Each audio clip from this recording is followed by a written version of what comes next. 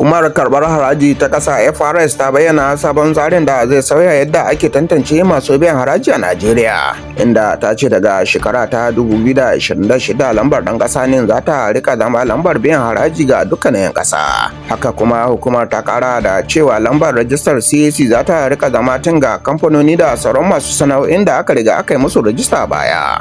A cewar hukumar, wannan mataki na cikin shirin hada bayanan da gwamnati za ta yi domin rage takardu da rikice-rikice da ke cikin tsarin biyan haraji, tabbatar da sahihan bayanai da kuma bawa gwamnati damar ganin ainihin masu biyan haraji a ƙasar. Wani masani kan tattalin arziki ya bayyana cewa wannan mataki zai iya ƙara faɗakar da jama'a kan biyan haraji, ƙarfafa gaskiya da bin doka, da kuma taimakawa gwamnati wajen ayyukan jama'a ta hanyar ƙarin kuɗaɗen shiga.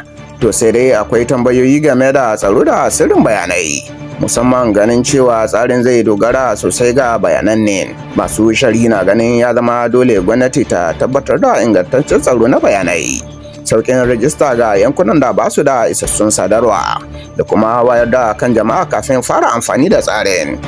Hukumar ta shawarci 'yan ƙasa su tabbata sun gama rajistar NIN ɗinsu, yayin da kamfanoni kuma su tabbata da sahihancin bayanan CAC ɗinsu kafin shekara ta 2026 mai kamawa. Rahotanni na nuna cewa bayan gudanar da cikakken shiri da gwaji, tsarin zai fara aiki a matakai domin kaucewa cunkoso da matsaloli yayin ƙaddamarwa. WM Hausa, Abdulrashid Salihu.